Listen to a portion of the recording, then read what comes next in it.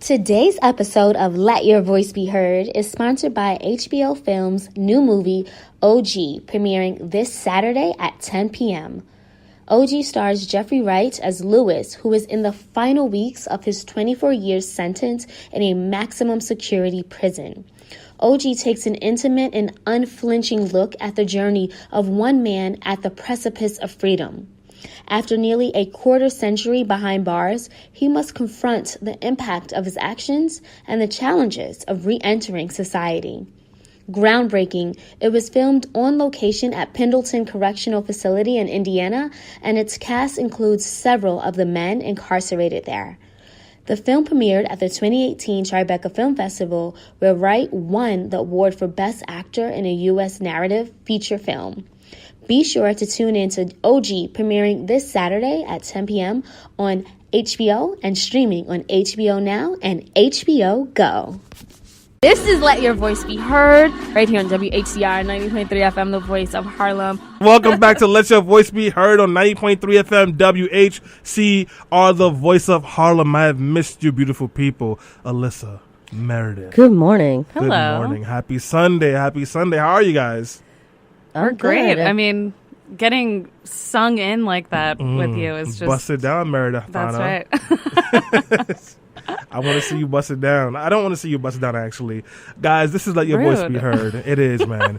Every Sunday from 11 a.m. to 12 p.m. I still say 1 p.m. sometimes, but that's not the case. We're only an hour long, and you can catch us every Sunday at WHCR 90.3 FM, the voice of Harlem. If you're wondering who this is Stanley Fritz. I am here on the PC 1s, 2s, 3s, and a MacBook, and you can find me on Twitter at Stan Fritz. You can find me at Instagram at Stan Fritz. You can find me on Snapchat at Darkskin Swindle, where I just follow accounts that I shouldn't be following, so don't follow me on there. Alyssa? Good morning, everybody. My name's Alyssa Fuchs. I am your political and legal correspondent. I am happy to be back this Sunday.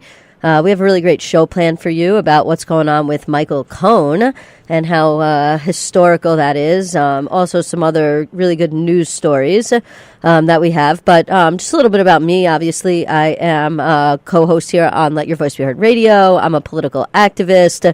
I am a civil rights lawyer. And I do all the fancy things. And, I like to say important things on the radio. And I guess that's about it for now. So I'll throw it over to you, Meredith. Good morning. Yeah, that's a tough act to follow. I have none of those degrees, and I'm basically just a person with opinions.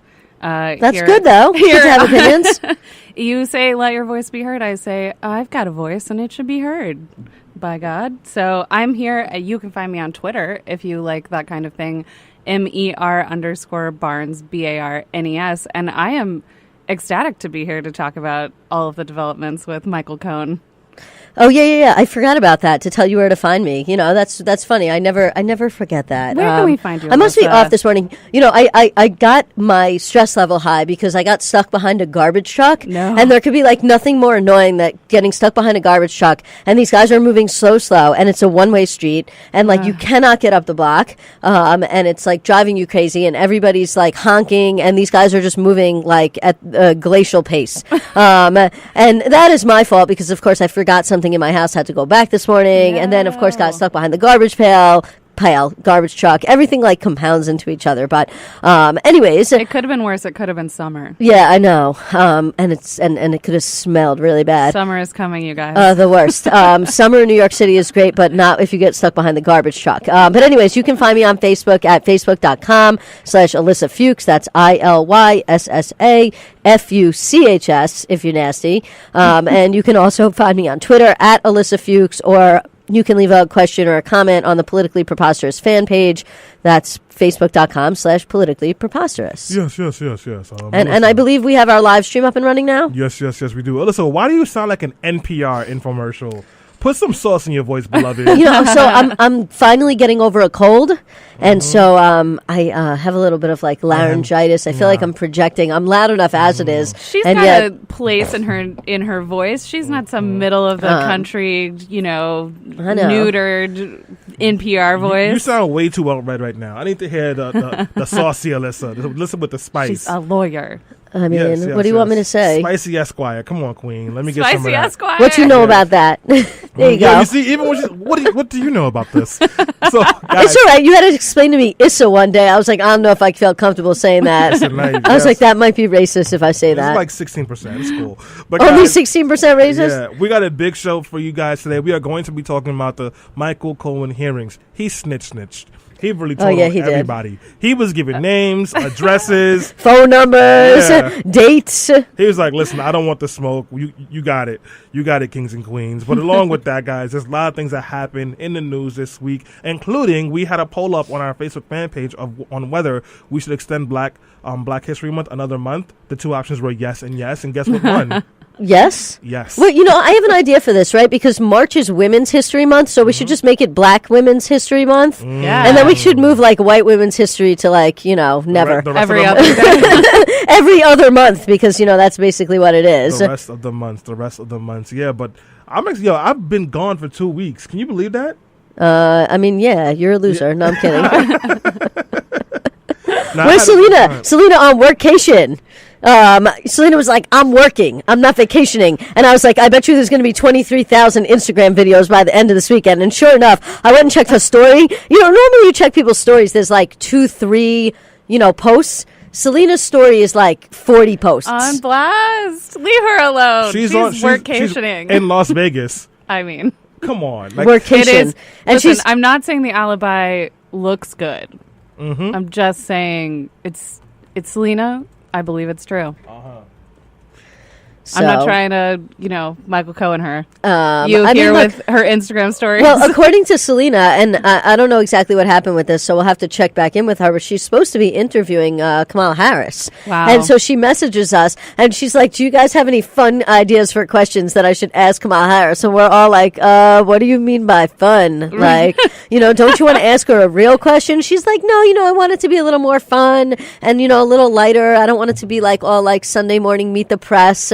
Right. And Jackie was like, can you give us an example of a fun question? And I don't remember exactly what it was that Selena wrote back, but it was something like, what's your favorite kind of cookie or something? What's your favorite strain of weed? No, we need to get deeper than the cookies. I'm an indica lady. That's what it is. Indica lady? Word. That's like saying I'm an anxious person or I'm usually a chill person. That's what you're getting into when you get into which strains of weed are really for you. Well, I don't know anything about weed. I've never done that in my life. And if I did, I didn't inhale. No, I'm kidding.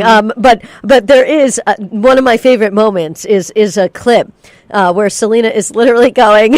We were in California, and I think we've played this video now, but Selena's going, this is not normal. Alyssa's not even talking.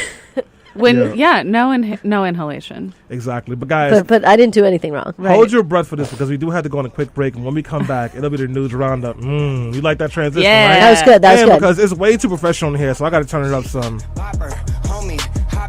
We are back on Let Your Voice Be Heard. Whew. I'm out of shape, y'all. On 90.3 FM, we gotta go spinning. Harlem. Oh, listen, man. You gonna be ready to ride 40 miles on May 5th? Yo, believe it or not, I have been doing a lot of cardio in the gym. And by cardio, I mean I walk to the gym, then I leave it. Yeah, believe it or not. I thought you were going to say something else, but we'll leave Marilyn out of this. Love you, Marilyn. She's not listening, all right. She didn't support me. Support. Yeah, right? But anyways, guys, we are back on Let Your Voice Be Heard on 90.3 FM WHCR, the voice of Harlem. If you are just tuning in, this is Stanley Fritz. I'm here with Alyssa Fuchs and, of course, the immaculate Meredith Barnes. I am in white. Look at that brownish red hair just flow silkily down her back. Took a shower. That's right, my white queen. You did that? Keep it classy. So, guys, we have a big show ahead of us, but before we get to the main event, which is Michael Cohen channeling his inner Tekashi 6ix9ine on Donald Trump and the Trump administration, we've got the news roundup, and lots of things have happened over the last week. Things that made you laugh, cry, curse, or flip a table. And if you want to talk to us about those things, give us a call at 212-650-6903 or tweet us at BeHeard_radio. And don't forget, if you really love us, you can give us a shout out with your money on Patreon, and we will post a link to our Patreon account in the comments section of the live feed. But if you're listening on 90.3 FM, then head over to Let Your Voice Be Heard Facebook page, and you can find the link there. And you should definitely give us some money because you like us and you want to give us your money. Yo, give me some money. Support if me you with some flipped money. a table this week, I want to hear about it. Yeah. I don't care how you let me know. Make it a Facebook comment, call. But if you flipped a table, let's hear about it. If you flipped a table, we might give you money. No, not really. Yeah. Oh, no, I will pay you if you flipped a table. All right, Meredith is going to pay you. I 100% will pay you. I will flip a table in like 5 minutes. Give me a second. No, sis, it's got to all be right? for cause. It's because I want money. What do you mean? All right, guys. So what are some things that happened in the news this week? Well, my Knicks is still trash. Bryce Harper signed with the Phillies. No one cares about that. Sports. Solange came out with a new album. Yeah, I heard some of it. It was good. And she relaunched Black Planet at the same time. So you two, do you guys know what Black Planet is? I'm All sorry. That's not the place in Virginia where the teacher hands out cotton to the black students, right? God, no. Oh, right, that happened this week. Yeah. Sorry, So- just a diversion. Don't do it. Black Planet is like the MySpace. Base anymore. Yeah, But people care She's about on my Black Planet. top 8. You remember that song? That was a Oh, song? my God. Yeah, Yes. it was Oh my like, God. so we get this anymore. Yeah, But people care She's about on Black my Planet. top 8. You remember that song? That was a song? Oh, my God. Yeah, Yes. it Oh was my like, God. so we get your friends and we get my friends. Black Planet, and we though. could do this every weekend. Planet. All right, Listen, back to Black Planet. Sorry, Yes, I can't rap. Don't listen to me. I actually still had a Black Planet account from like 2001. Stanley, OG. BK21486. We got a hashtag Black Planet on Exactly. the Facebook. We support here. BK21486. That because I used to tell girls my birthday was on Valentine's Day, so I can get some extra attention. Never worked. So I just gave up and finally told them the truth. It was the following week, the 21st. It's But so yeah. close. And I had all the pictures of me in my do-rags and not smiling. I was like, I wonder why girls didn't date me back then. Because I looked like I would murder them. But anyways, update You the all Black look Planet. like were you'll you murder like us. shooting up MySpace or something? Hey, you never know, right? But Solange album came out on Friday, and Friday night, I got home and I was like, I'm gonna listen to it, and I someone contaminated my bloodstream with marijuana. It wasn't me, obviously, because I don't do that. You didn't inhale. It just. I- That I- seems found like its way. prime Solange listening time, Yeah, if but I'm being honest. No, but like the first song was a little weird because like it skips and restarts, so Yeah. I thought I was high. I mean, maybe you were. I mean, so I gotta listen. Everyone told me it's the same thing, so I gotta listen to the album again when I'm sober to make sure that I was hearing what I was hearing. So, what else is going on in the news this week? You heard Bibi Netanyahu got indicted for corruption? Didn't he get indicted last year for the same thing? I don't know. And then he And got the year out of it. before, So for those of you who don't know, which I assume everyone knows, Bibi Netanyahu is the prime minister of Israel. But like, yeah, didn't he get indicted like last year? I don't know. He always getting indicted for corruption and then getting out of it. You know, it's like Donald Trump. He just keeps dodging the bullets every single way. What did he do this time? You know, they're saying that he was corrupt, that essentially he engaged in some kind of graft, which is, he was bilking people for, something. I don't know exactly the details. I just know this is not the first allegation that has come out against him. There has been numerous allegations that he is corrupt. In the same way, there's been numerous allegations that Andrew Cuomo is corrupt, and yet nothing ever sticks because politicians are like, well, if somebody gives money to my campaign and then I meet with them and, then I might do something for them, that's not really a crime because the Supreme Court said it wasn't a crime a couple of years back when Bob McDonnell did it, Can I ask you a legal question? Yeah, sure. If somebody won't support me with money but will support me with love for the radio show, is that a bribe? No, I don't think so. I Well, mean, then Shaniqua, thank you. it depends what you're getting in return. Well, I'm getting listeners. Shanika Charles is listening to the show right now. I mean, and she it's said not support illegal with to love. bribe somebody unless they're a politician. I mean, I could bribe you right now with chicken and that. waffles, or That is offensive because I would go down so easily for chicken and I know you would, because Crazy. that's mine and your favorite brunch meal. Exactly. Because every time you and I go out together, we always get the chicken and waffles. Unless But- it's the easiest person to go to brunch with, because like no matter where we're going, she's like, I want some chicken. Like she made us wait outside of Amy Wu for an hour because she wanted some chicken. Like I okay, did. no, that's not the kind of. and then I brunch lost my business card holder and had to go back there. And when I went Business back there card holder. the second time, I ended up getting chicken and waffles again. You see? And I ate it for dinner, and it was really good. There we go. What else is going on? Like a lot of things have happened in the news. R. Kelly is out of jail, and Yes. the first place he went was McDonald's. Really? Yeah, and then apparently a woman who owns a daycare center or a child care center was the one that bailed him out because he didn't have $100,000 to bail himself out of jail. True. I mean, and what else is going on? Donald Trump is in Vietnam, or he was in Vietnam, meeting with Oh my God. Kim Jong-un, but then that fell apart because they couldn't make the big grand deal because, Donald Trump can never make any big grand deals. Everything is a lie. Everything is a I love lie that and a this is all con. falling apart because the original meeting in Singapore, it resulted in a document that was essentially, no, you hang up. No, you hang up first. No, you hang up first. And then now we got to the point where we actually got to hang up the phone, and nobody wants to hang up first. But as soon as Trump got back to the States, North Korea was like, Donald Trump and his administration is nothing but a whole bunch of fat billionaires with billionaire culture, and they're stupid and they're ugly, and we don't like them. And the whole thing with Otto, what is his last name? The kid who... Warmberg. Yeah, he came back and was in a coma and passed away. And Wait, what? Donald Trump, this guy who was one of the hostages that they released from North Korea that Donald Trump is claiming credit for, he's been out here sort of saying, I love the North Korean leader and he's such a great guy and what a great whatever. And people are like, do you remember actually that this is a person who is like definitely perpetrated incredible human rights abuses. Yeah. That's all the evidence that we have. Also, though, there's a very specific instance that happened, 18 months ago, where you had these people in your State of the Union address and sort of holding them up as national heroes, and you're insulting them every day. And the fortitude of these people has been amazing to not call him out earlier. I mean, look, does that really surprise anybody? No. This is a guy who mocked a reporter for being disabled, made fun of a Gold Star family. Like, none of this really even registers on my radar anymore, because Donald Trump will say one thing on Monday, will say the opposite of that on Tuesday, will say the opposite of that on Wednesday, and then on Thursday he'll tell us that everything was fake news and don't believe your ears and your eyes or anything that you saw the past 3 days before. That sounds like a book I read once. I think it's called 1984. It just reminds me, going back to what you're talking about allegations not sticking to politicians. Yeah. It's almost like the allegations are sticking, but, a legal process of proving these things and sort of actually bringing people to justice does take time, sometimes more than 24 hours, which is about how long we've been trained to have our attention spans last. So it's not sticking or not sticking, but nobody's coming to justice because we've kind of moved on to whatever next incredible affront he's provided to us. Well, there's a new incredible affront now, and it's not about Trump. John Kraft, who I just found out yesterday was not the founder of Kraft Macaroni and Cheese. I'm dead serious. Although Kraft is under fire, I must say. Oh, he's on. Oh, macaroni and cheese. Kraft? Yeah. Well, who eats boxed macaroni and cheese?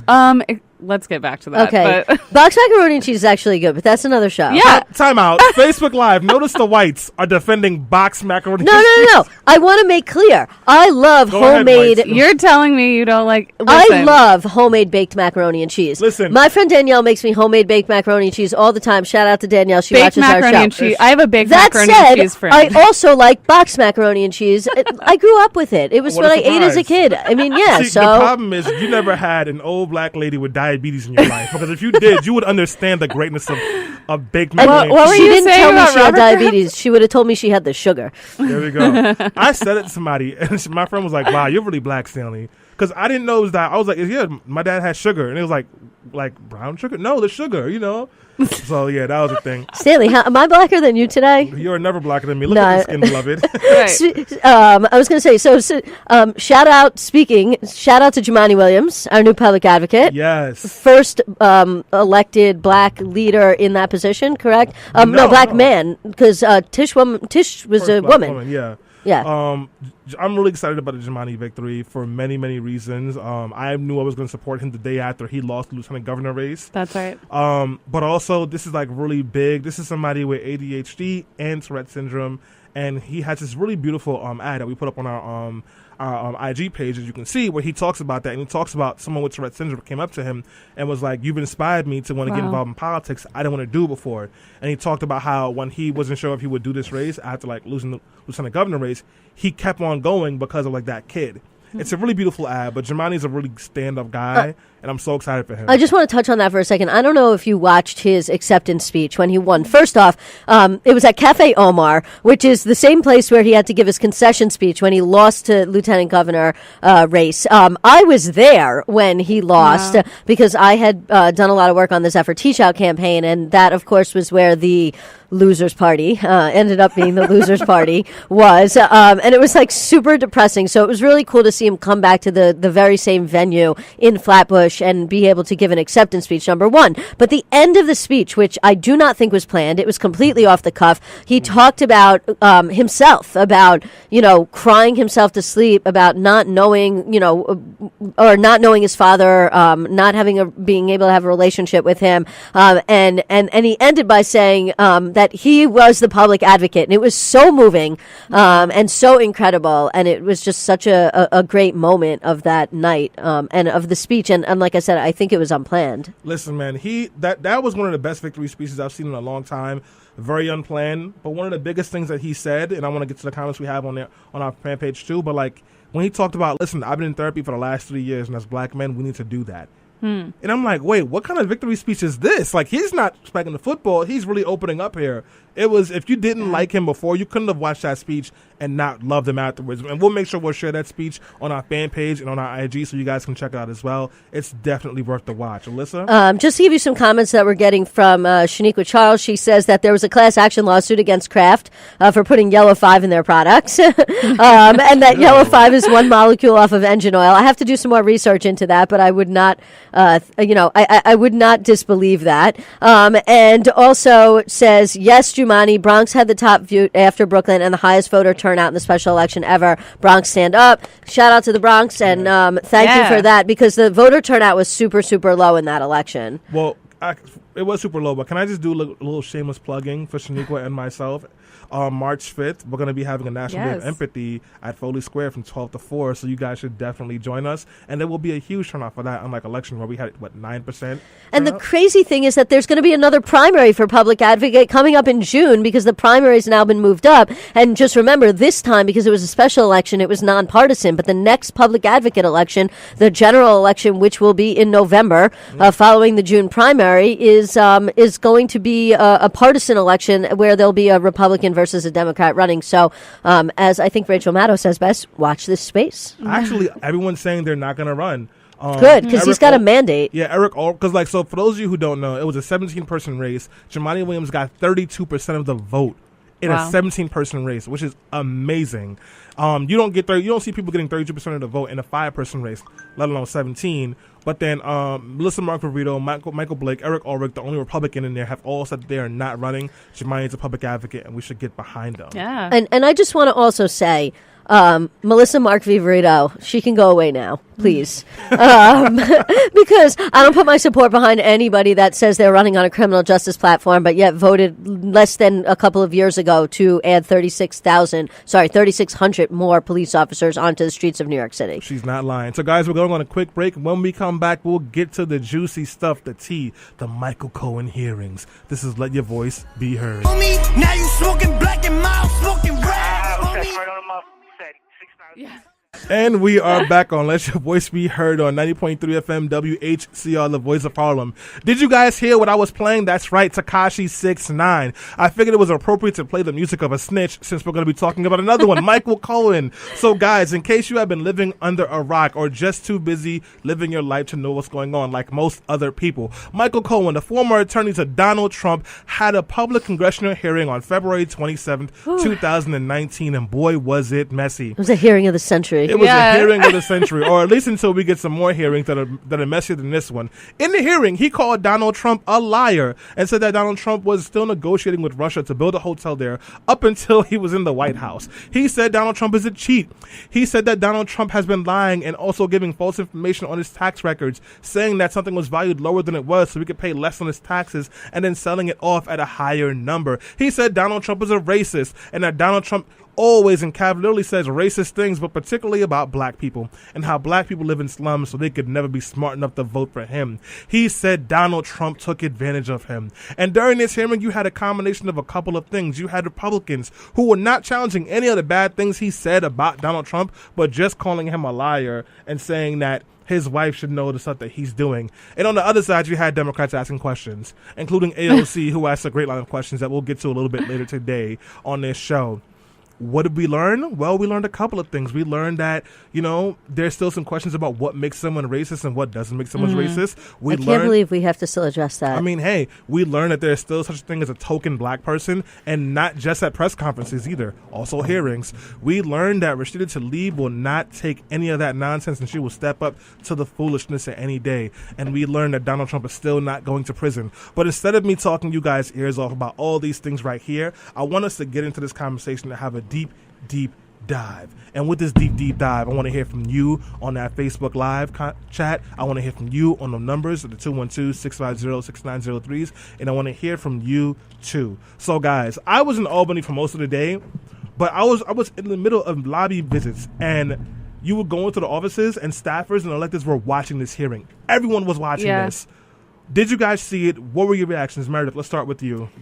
I did see it. I mean, I think that there was an element of just kind of nodding along, like, yes. Is this any of this surprising? No. But it was obviously a huge thing to have somebody say, yeah, I did these horrible things and have been supporting this horrible person for decades.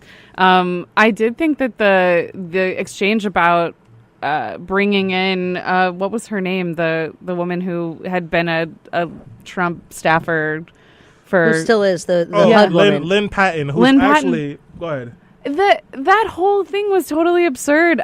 First of all, Tlaib coming forward and saying, by the way, this is an extremely racist situation, was absolutely correct. But I was shocked that she kind of walked that back a little bit. That she was like, oh, I didn't mean to say that you, sir, are being a total racist, you know what, by bringing this person in and like not even allowing her to speak.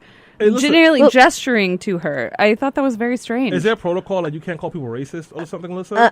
I have not heard of this protocol, but I'm going to hold my thoughts on that till later on in the segment, because I know we're gonna take a deeper dive into that. Actually, Saturday Night Live, which I fell asleep, so I didn't see it last night, but I did see the cold open this morning, and of course they spoofed it, and it was great, and I recommend that everybody go watch that. But just getting back to my initial reactions, I mean, I wasn't shocked by the things that he was saying. I feel like we've heard a lot of this before. He had addressed a lot of it when he was sentenced. And, it comes as no surprise to me that Trump's a racist. I mean, this is a man that was saying that a judge couldn't be impartial because he was Mexican. And, he said that people are bringing drugs and guns and, the dangerous brown people at the border. And he's been blowing the dog whistle, since he started running for president back in 2015, 2016.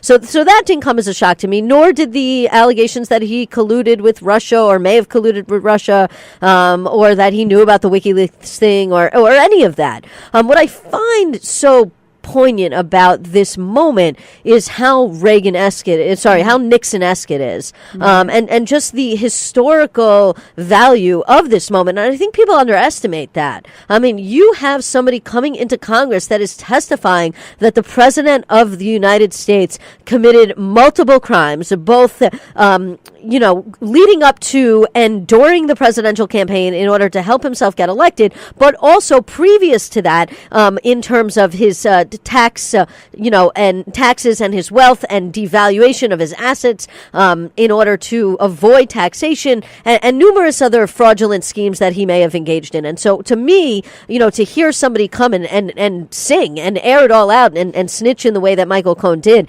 was impressive. But also, the way in which the Republicans reacted was, also very stunning to me, because, I expect more from Republicans, and I guess maybe I shouldn't. Why? They're white.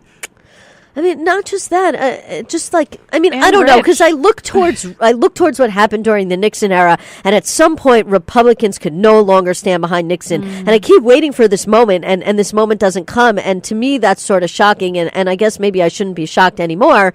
And Stanley's shaking his head at me, but Republicans just don't have any principles anymore. But we've known this for a while, Alyssa. We've known that they've been trash. They've been trash since at least 1994.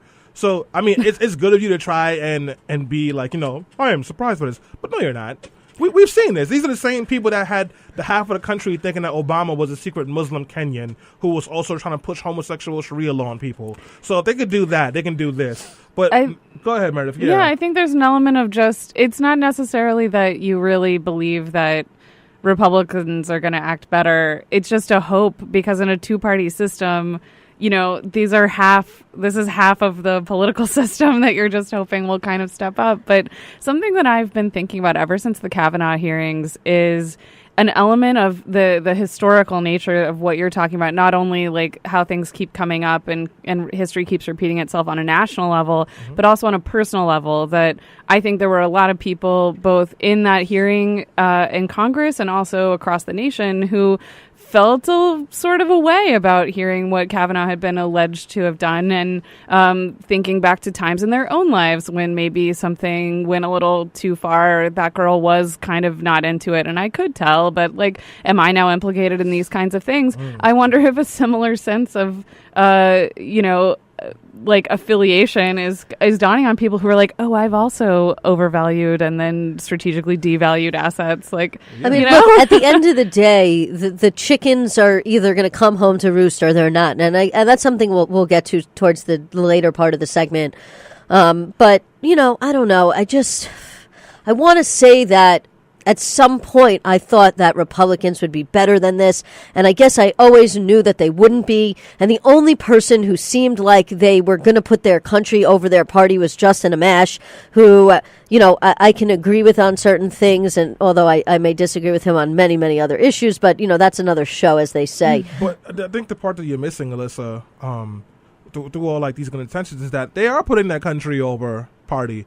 They're putting the country of white supremacy over party. That's fair. That's what it is. But I don't want to harp on the Republicans being garbage and us not knowing that for too long, because I do want to get to the point of Michael Cohen is a known liar. He got paid to lie for Trump for years. How do we know we can believe him? One of my friends, PJ Paul Johnson, that's a good point. He messaged me on the 27th. He's like, "Yo, are we Team Cohen right now, or is he capping?" And I had to like really think about that before I answered the question. Like, can you really like he got paid to lie? He was lying his whole career. Now all of a sudden he's coming through and telling the truth, and not just snitching, but snitching, just giving full names and addresses on live television. Can we believe him, Meredith? But it's corroborated. This is if he was coming out and saying the opposite, then it would be, I think, much tougher to understand. But this all checks out. Yeah. This is, I mean, we've tapped back to things in the campaign for Trump's election. This lines up with the fact that he won't release his tax returns. It lines up with everything. So maybe it's confirmation bias here, and I will admit that I listened with great revelry to the hearing, but nothing is contradicting any facts that we actually have independently and just to come at it from a legal perspective, because that's what I'm here for after Yes. all, right, is that he, as part of his deal and his part of the sentencing deal, one of the conditions of that is that he has to continue to cooperate and tell the truth. And so there's a lot. That's another reason why I'm inclined to believe him. And look, I understand it from a legal perspective. If you have somebody that's a known liar and their government is going to call them as a witness, and you are going to cross-examine them as a defense attorney, you are obviously going to bring up, like, isn't it true that you lied on this date? And isn't it true that you lied on this date? And isn't it true that you lied on this date? And you do that to destroy somebody's credibility. This way, at the end of the trial, at least in court, you can say to the jury, ladies and gentlemen of the jury, you've heard that on 5 or 6 occasions this person has lied, and so how do we know that he's telling the truth now? And so from that angle, I get it, but from the other angle, I feel like he already he has nothing else to lose at this point. He's already going to go to prison. There's a possibility that he may get a lighter prison sentence, or that he may be able to get additional good time, or that the judge may reduce his sentence even further if he continues to cooperate and to tell the truth. And so that leads me to believe that at least if he's trying to protect his family, and that he wants to be able to get out of prison and spend time with his family, which is what he says he wants, and the reason he says that he decided to snitch on everybody to begin with, then that leads me to believe that he wouldn't show up to Congress and lie. Well, you know what, Chantal Harris, she says that she believes him, and she says, listen, like, they got receipts this time. But she also does say that lawyers do lie. And David Knapp, he says, let's just say he's confirming much of... He's not a lawyer anymore. He got disbarred last week. I mean, yeah, but he was a lawyer like 5 minutes ago, so we got to give him some sauce for that. David Knapp says, let's just say he's commenting much of which was researched by journalists and public square. So he's confirming pretty much everything that we had already known. But guys, we do have to go on a quick break. When we come back, we get to talk about all the fun and racism land with John Meadows. And of course, AOC's line of questioning. This is Let Your Voice Be Heard.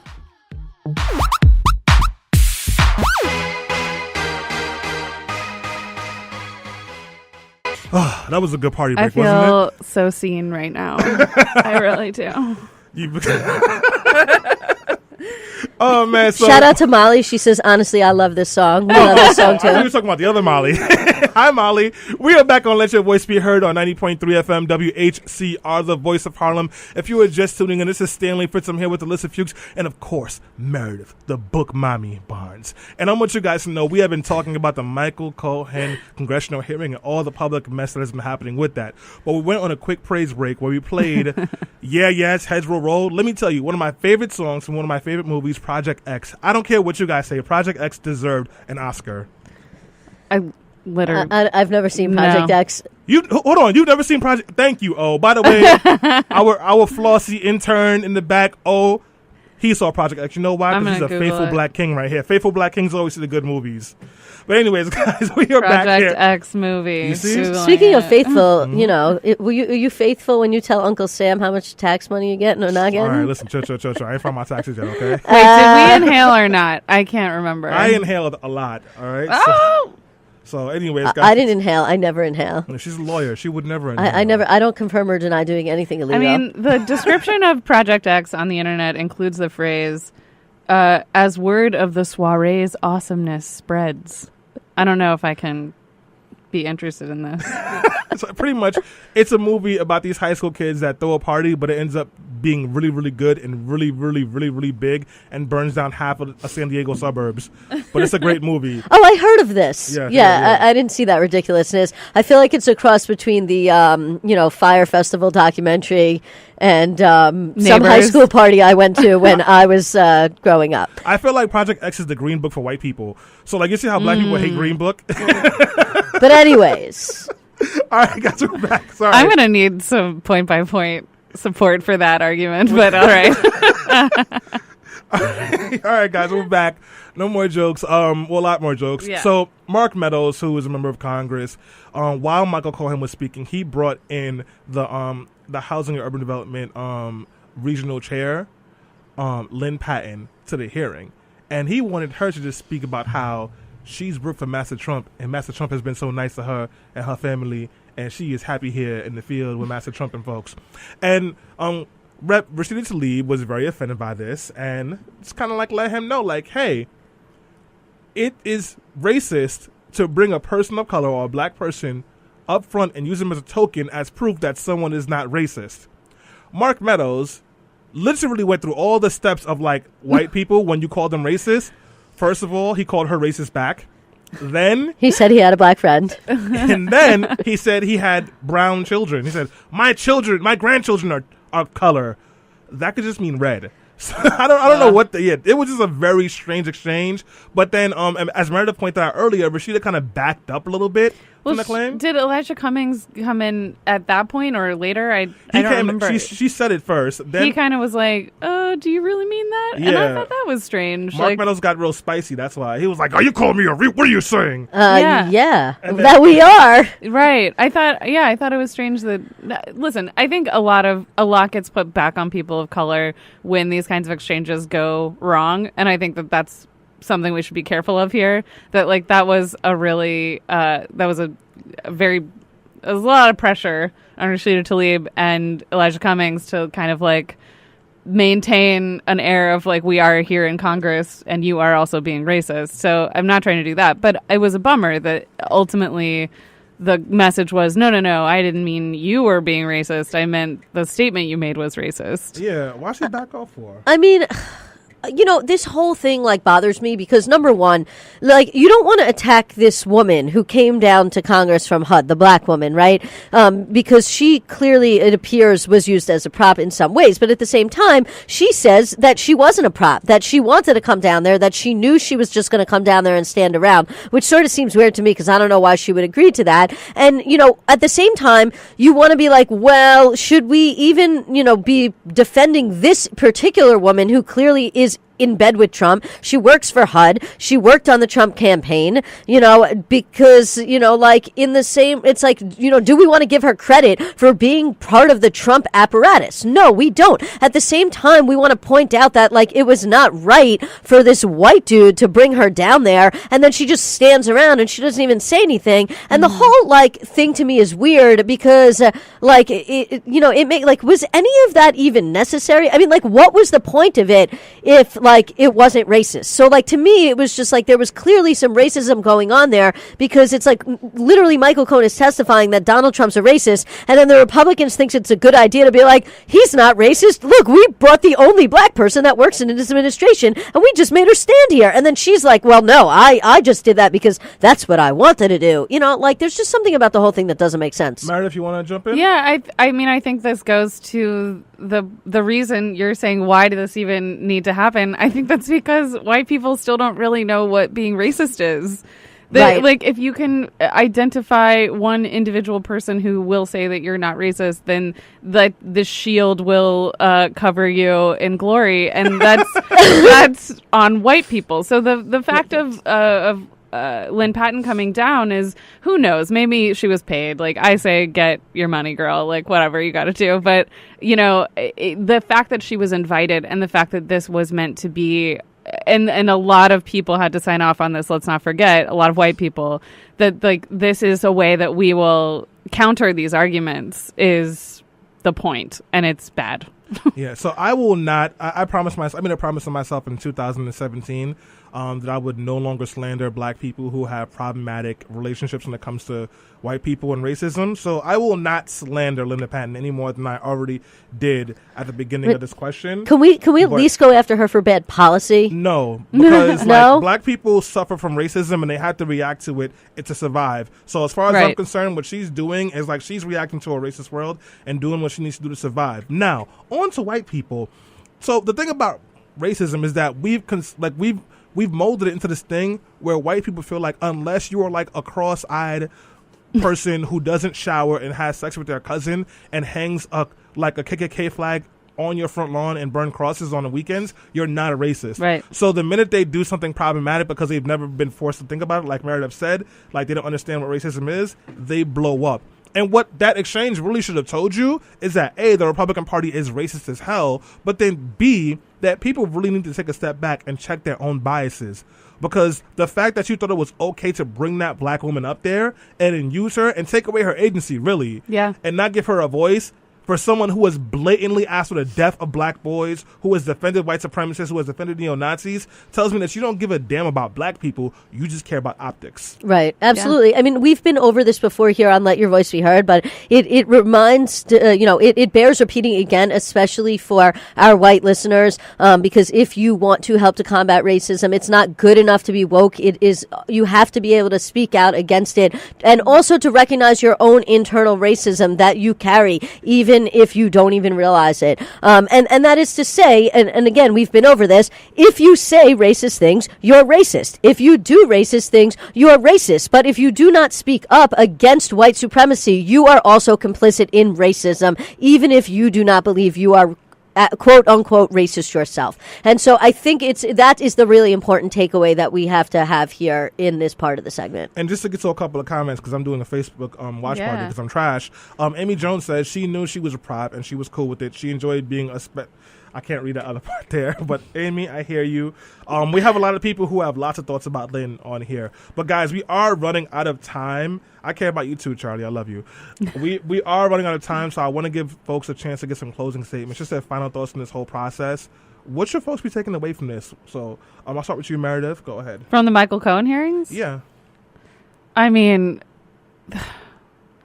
I guess it's just confirmation, right? I mean, there are people who need this information and people who don't need this information, I think. It's kind of like racism. There are people who are still backing their vote, that they voted for Donald Trump and that was a vote for economics or whatever. Like, you have to take your head out of the sand and say, this was a real mistake and I'm not going to make it again. And I'm going to, in fact, fight for people who are working to counter this kind of corruption in our government. And then there are people who have been saying this all along, who have been like, yes, we know, we believe Robert Mueller. We believe, we believe these investigations are justified. Those people needed this information less. I think we all needed that moment with this crazy racism stuff. Yeah. I really think like that was an inadvertent moment of like, do you do this? Stop doing it. Yep. Yeah. But that wasn't the point of the Michael Cohen hearings tonight. You know, I think you're right, but I think in some ways it sort of was the point of the Michael Cohen hearing because, you know, putting aside the economic arguments, racism had a large, and white supremacy and the way in which it continues to be perpetuated in America had a large part in how Donald Trump was elected, along with the other Russian shenanigans and whatnot. So in some ways I agree with you, and I think that was a really important moment at this hearing. I think the other things that people should take away is that this is really a moment in history. We are seeing something that, you know, when we read about in our textbooks as kids about Nixon, and we thought like, oh, that's such big history right now. We are literally living through that kind of thing again, and this is a bigger moment that it seems. And I think the other thing that we need to take away from this is that there's a lot we still don't know.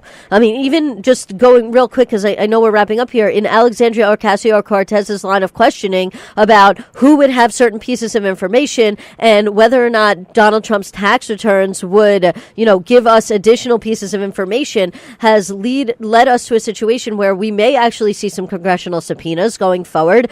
We may actually get to see Trump's tax returns. We may find out that aside from all the nefarious things Donald Trump's done to get elected, he has been committing multiple, white collar crimes for possibly 10, 15, 20 years. And it remains to be seen exactly what's going to happen. That's the biggest question. What should happen is Donald Trump should resign. It shouldn't even need to get to the point where he needs to get impeached and we have to worry about whether Republicans are going to come through with that vote. Donald Trump should resign if it turns out that Michael Cohen is telling the truth.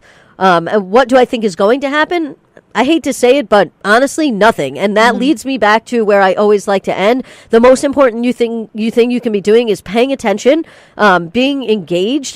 And, when 2020 rolls around, and I know we touched upon this last week, and I urge people to go back and listen to last week's show, we have to support the person who's going to be the Democratic nominee, because